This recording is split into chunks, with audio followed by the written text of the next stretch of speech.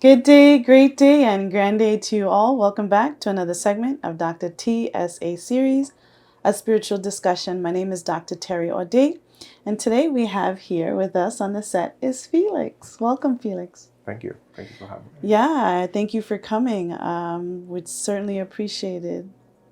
So, tell me what you have for us today, or for me today. So for the last maybe couple of months, I've been thinking, when does your spirit talk to you to tell you like it's time to move on to do something else? Because my previous experiences I had where I feel like in a cage, and some instances I'm like, I need to do something else. Mm-hmm. And but then I I don't feel sure. Or is are there other ways that your spirit or the spirit or my spirit talk to me that okay, just move on, you need to do something else, do something better, or learn something new? Thank you for that question. First of all, we tend to think that spirit will always speak to us where we can hear it. And spirit more so is a feeling. And when we experience the feeling then edifies the mind to do. But we feel first, and our spirit speaks through us through that when you feel it and you're sure that this is what I have to do. In order for us to really understand what our spirit is telling us, we have to quiet down the mind soft enough to understand and feel what it is we're feeling. Sometimes people struggle with that because sometimes we feel sad, sometimes we feel happy, sometimes we are unsure. But when we feel those feelings, it's important for us to stay within it and almost talk to it. Like, I'm looking down, because we have to sit within that feeling and speak to it to seek understanding, because your spirit will make you feel more and edify the mind. Okay. So it's not so much auditory, but it's a feeling sense. And you will be guided naturally where there won't be much question involved, because you feel, I need to get up and do this. I just felt that I needed to do this today. Today is the day. I just need to do this. When we're not sure, we don't act, because we're not sure where is it coming from. But your feeling sense, in order for you to understand that that is of your spirit, you have to build that relationship to understand that that is your spirit. Because we feel all the time, but we don't understand why we feel. We don't comprehend fully why we feel what we do. So I'm not sure if I answered your question directly, or was it around, or do you have a added question to that? Because I know it can be a little bit nuanced when talking about what it is we feel and how do we know when to act. I had like 3 follow-up questions, Absolutely. but you were answering them as you go. Okay. So, but yeah, sometimes I feel it, but then I'm not sure how to trust it. That's a big one.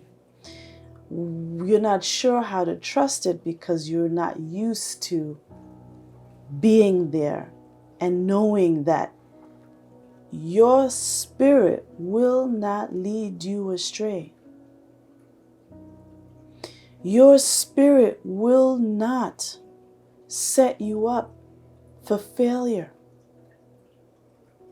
Your spirit is you. That's like saying,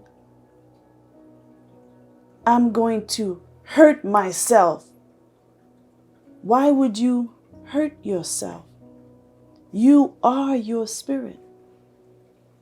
Your spirit wants the best for you. We don't trust it because we're used to using this. And we're not used to living from here and understand that your spirit has your best interest at hand at all times. It will not set you up for failure purposefully. Sometimes I try to connect it from here to here, or make the connection. I guess I try to act in a very systematic way, or using my head to think and organize, and not just following my spirit.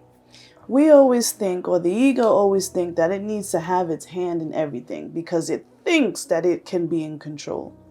It thinks it has to control everything. We think that we are in control of our lives, and it has to go, or the ego thinks it's in control of our lives, and we have to follow this accordingly.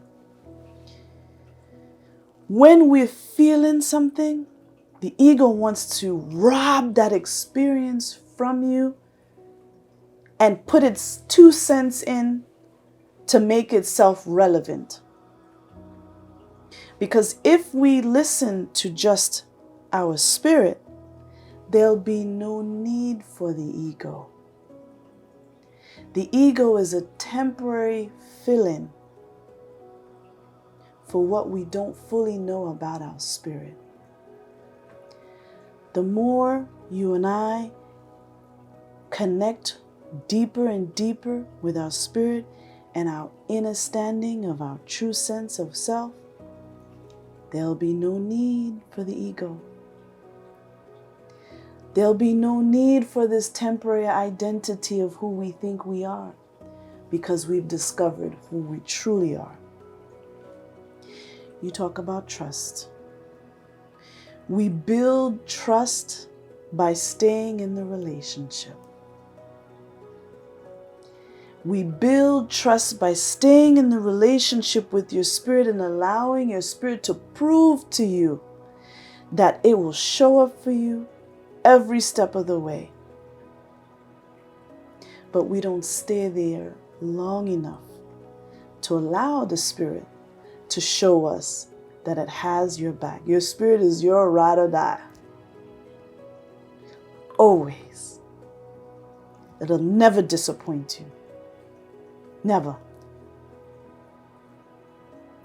There may be situations in our life that are disappointing, that we have to go through. But when we go through it with our spirit, we have full understanding of why those situations needed to happen. You're traveling. I see it in your eyes. You're feeling something. Your spirit will never disappoint you. It has your back. We've been trained that if we don't use our brains, we've been trained that we have to think through stuff. Yeah, we have to process, but we process through our spirit. What does that look like? This energy of thought that we have, and I have to figure this out, and yeah, and I this, and yeah, and you feel the pressure right here.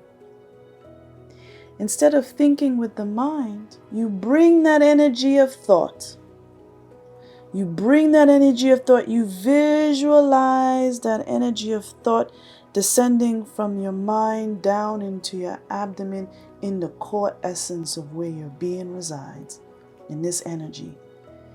And when you do that, that energy you start to feel, if you're not used to it, pitter-patters in your stomach, because now the energy is being activated in your gut. Some may say that it feels like nervousness, but it's just an energy that's being activated. When you bring energy of thought from the mind to your abdomen. You activate the energy so your spirit can respond and act on your behalf. Your spirit is saying, great, I got work to do, because it's feeling that you've engaged it now.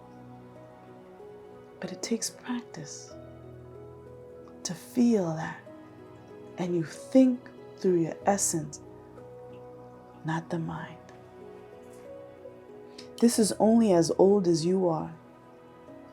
Your spirit is eternal and has far much more wisdom than your mind does. Your spirit will never set you up for failure purposefully.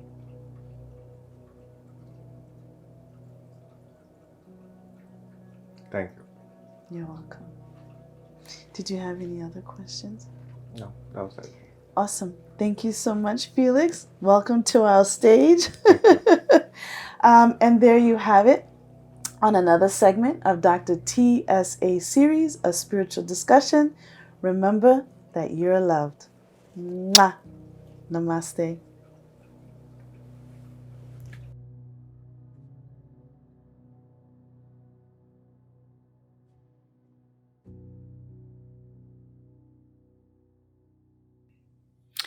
And there you have it on another segment of Dr. TSA Series, a spiritual discussion. Thank you once again all for watching. Remember to click that thumbs up and subscribe. Also, remember you're loved. Namaste.